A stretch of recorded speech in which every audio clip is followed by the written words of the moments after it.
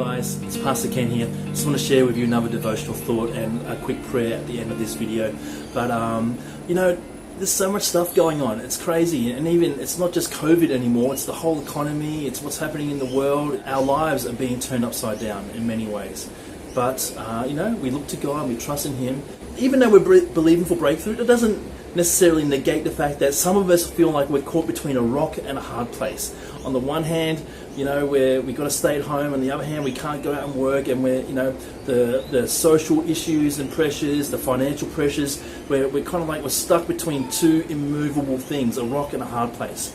And that's obviously that's tough, right? That's a tough place to be in. That's a saying that we use, being stuck between a rock and a hard place when we're caught in a tough position. But I'm just wondering if perhaps we can change that perspective a little bit. Being caught between a rock and a hard place with all the issues that are going on in the world and in our own lives right now. And I suppose maybe we can turn the perspective of that phrase around to not just a rock and a hard place, but the cleft in the rock. There's this idea in the Bible of the cleft in the rock, where it's a small little place in a cliffside. You go in, and if you're in the cleft of the rock, you're between a rock and a hard place, between a rock and a rock. And there's this biblical principle of the cleft in the rock. Maybe we're not stuck between a rock and a hard place. Maybe we're actually in a season of being in the cleft of the rock. And that's a special place to be in. I hope this is encouraging. So, when I was thinking about this, I thought of the Song of Solomon. And in the Song of Solomon, chapter 2, verse 14, this is what the beloved says to the Shunammite woman.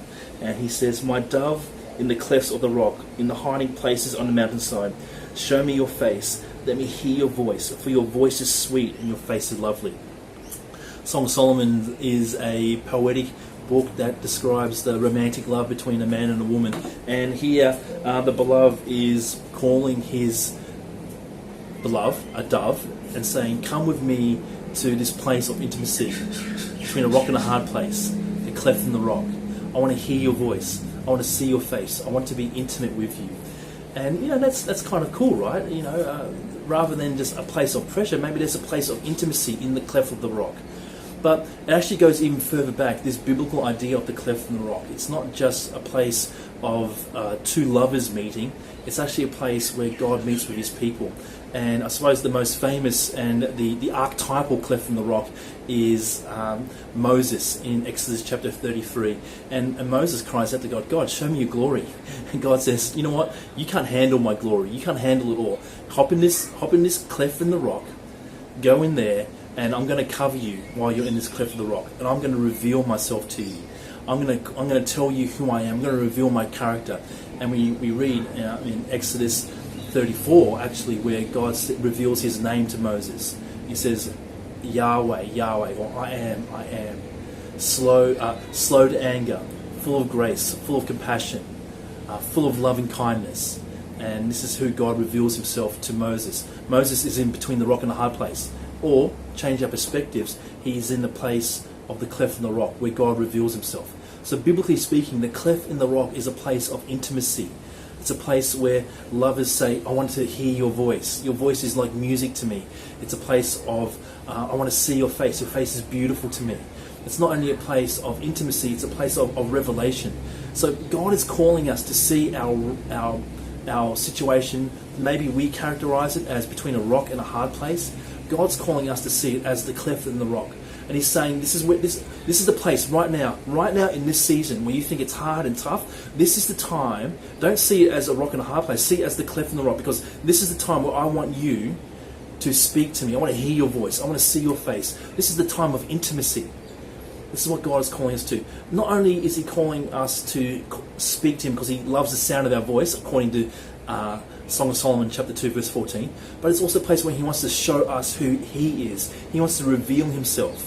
Moses said to God, "Show me your glory." And God said, "All right, hop in this cleft in the rock, and I'm going to show you my glory." And He revealed Himself, revealed His nature, revealed His name to Moses. It's powerful.